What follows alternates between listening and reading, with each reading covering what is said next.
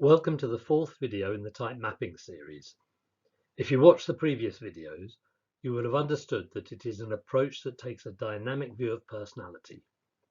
It addresses a core confusion that arises from observing people's range and variety of behaviours by recognizing that some behaviour is heavily influenced by circumstances and some is driven by people's inner nature.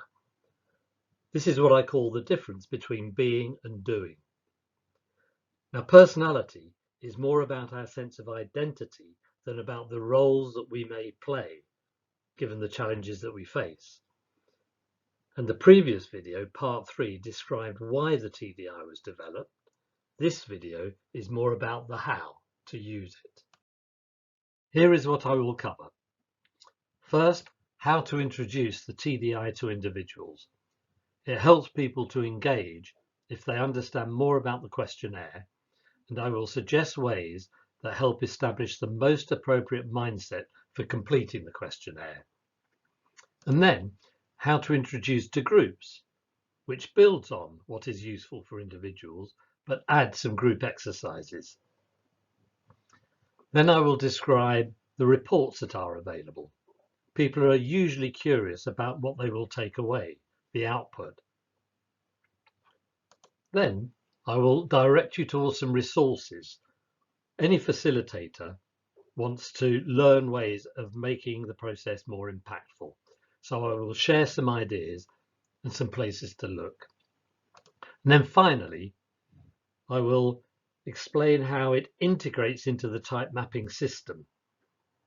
For those who recognize that personal growth and awareness is not a once-only injection, I will show how extending the TDI into the type mapping system achieves a much bigger prize of helping people with their underlying sense of their identity. It is unfortunate that we use the word administration when asking people to complete questionnaires, because it can set the wrong tone for what we're trying to do. It triggers memories of a formal process, sometimes associated with exams. But remember, we are essentially saying, tell me about yourself. This is quite a personal question, and so the first thing is that we need to establish rapport. But we wish to do more than that. Ideally, we want the person to become curious, keen to explore. We want them to complete the TDI in the right frame of mind, which means stimulating their curiosity, and this takes more than just sending them an online link. It means explaining what the TDI is and is not. And there are times when we need to reduce their anxiety or uncertainty, which means engaging, answering their questions or concerns.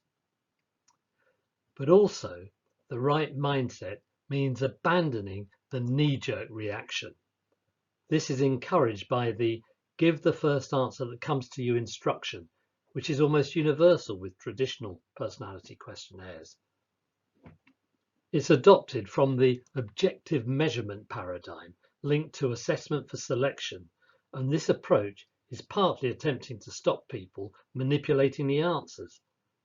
We don't need to do that with the TDI because it's designed to help people to explore, to discover, suggest, change and grow, and this means working with people, not on them. And so we want to help them to reflect, to challenge their knee-jerk story about themselves, and to search for perhaps something more honest and accurate. So this may explain why I prefer the word engagement to the word administration. It's about working cooperatively and about joining them in their journey of discovery. One way to help people to reflect is to use the 4 selves model, which I described in an earlier video, but I'll quickly recap here.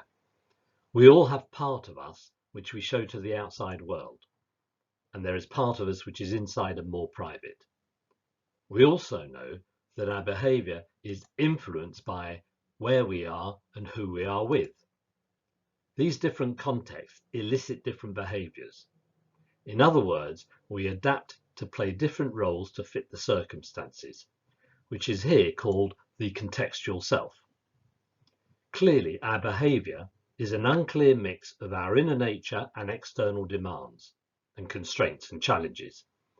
And by explaining that there is a difference between the contextual self and our sense of identity before people complete the TDI, this can help them to separate the two. But TDI offers two additional options to encourage reflection and to develop greater awareness. The first of these is to offer people the TDI is want. Now, the standard TDI, called TDI is, aims to clarify a person's sense of who they believe they are, the person behind the role. However, the TDI is want version explores the voice inside all of us, which is saying, I wish I was a little more X or Y. And 75% of the population express a difference between the two. That is, most of us don't quite live up to the idea of our ideal self, and it is such an important part of our psyche and something that exists to a greater or lesser degree in everyone's head that the TDI is want captures important elements of that internal voice very effectively. The second option to make the TDI more challenging is to invite them to complete the paired version. This requires them to nominate someone to complete the TDI about how they appear to them. This third-party feedback is more intimate than 360 feedback and greatly increases the individual's curiosity concerning the process they're going through and the outcome. In fact, the very process of choosing the third party is in itself an important part of the whole process. So the 4 selves model also includes the fact that the self-awareness is never complete and there is always more to discover, and the third-party feedback sometimes helps with that. All the ideas about administering the TDI to individuals can be used with groups. However, it can be useful to get a group engaged using some activities, and almost any team building or group activity can serve the purpose, which is to help them in 3 ways. The first is to make the ideas more tangible. The preferences are more than a definition, and by encouraging people to observe both themselves and others, they develop a better understanding as well as appreciating how people are different. The second is that it enables them to make more realistic self-estimates, something I encourage ahead of receiving the TDI results. This shows respect for the fact that they already know a great deal about themselves, but it also helps to identify the gold dust in the self-awareness process, which is the potential challenges to their current view that they have of themselves. And thirdly, it also begins the process of sharing things about themselves, an essential part of any team development process. Let me describe one form of exercise that is simple and quite direct. Imagine that you have this team. You can start with a brief definition of one of the opposites. Here it is sensing and intuition. I invite the team to walk up to a line that I have drawn and to find a position where they feel most comfortable. A discussion may then ensue. I then ask them to visit different positions in the line. As they move to their new positions, I ask them to examine how that feels, and a further discussion may ensue.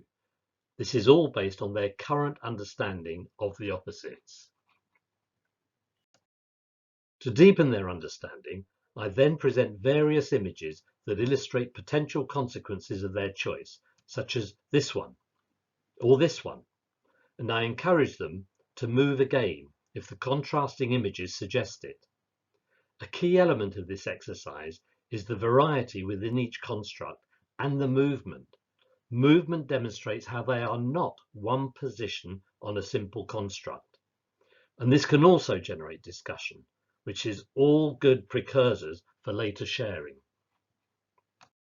Such exercises prepare people for a more thoughtful and informed process of estimating where they see themselves. I suggest allocating 10 points between the opposites, and this process helps them to articulate their current self-perception so that the TDI results can either confirm but also potentially challenge.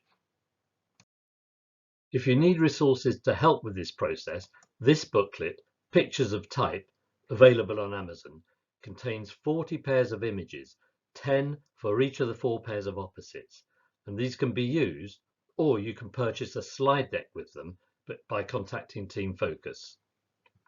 In addition, this booklet, Understanding Personality Type, also available on Amazon, contains detailed descriptions of the opposites, full descriptions of the 16 types, and suggested exercises for facilitators to use.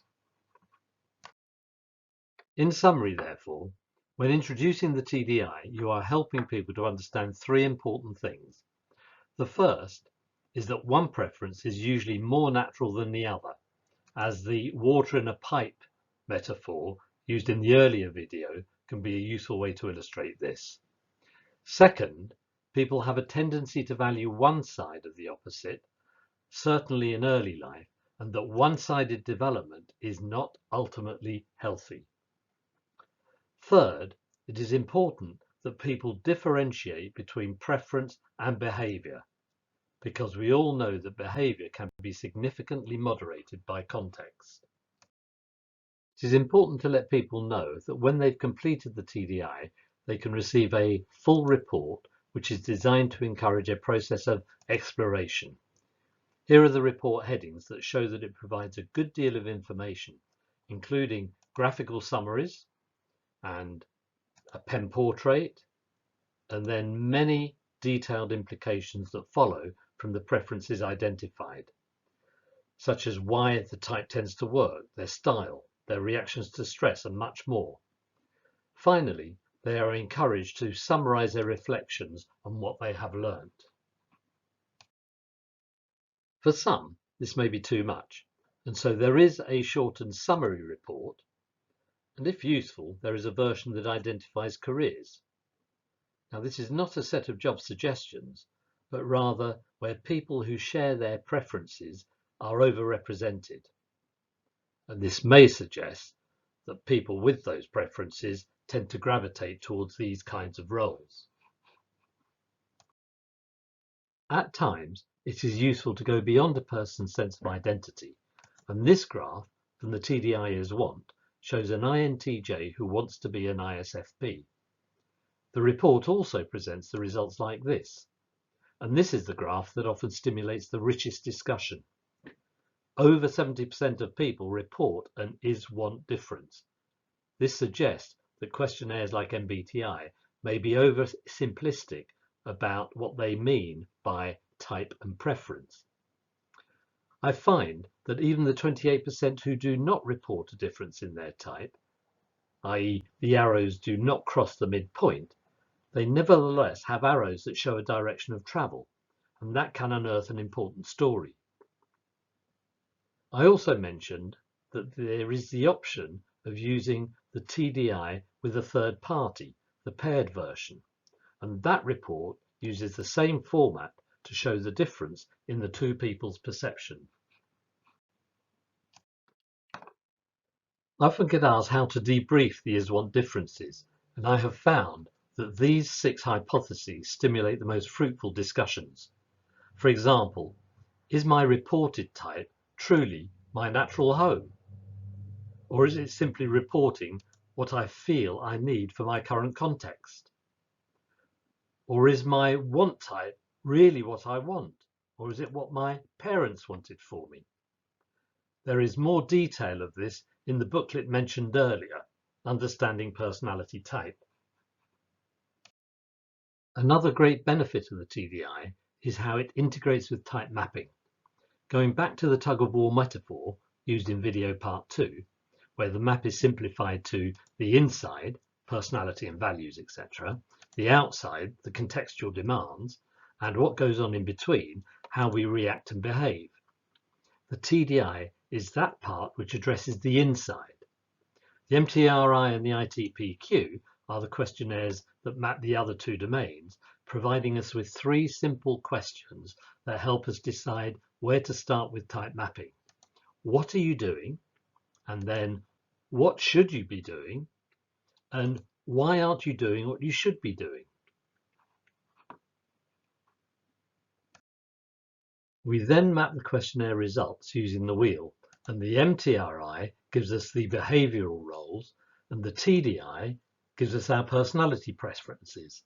This separates the being from the doing, and you can watch video part 2 for more discussion. There is also software that enables a dynamic way to display results, especially if you are using the 3 questionnaires. The software creates high impact with teams that want to explore what they are doing here with the MTRI, why they do it, which is here with the TDI, and what they can do to improve with the ITPQ. Earlier, I mentioned these 2 booklets, and there is an additional one for those who want to explore behaviours and roles, which is also available on Amazon.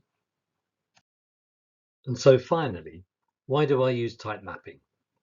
At its simplest, it helps people to get a much clearer picture of themselves by untangling the various threads. And a picture emerges which feeds into the wider concept of their identity.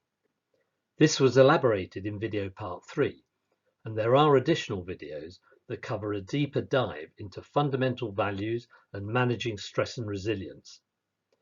So in other words, type mapping can be a springboard into better understanding of self and others, with the consequences for teams and collaboration. And there is flexibility of where to begin the journey with any of the 3 questionnaires, in the knowledge that each part builds and integrates with the others. And as well, it provides steps to a longer journey, helping a person's identity to emerge. And as we know, every journey begins with the first step. I hope you have found this and the previous videos stimulating and useful. Do get in touch, give us some feedback, and if you want to know more, the contact details are on the screen. Thank you for listening.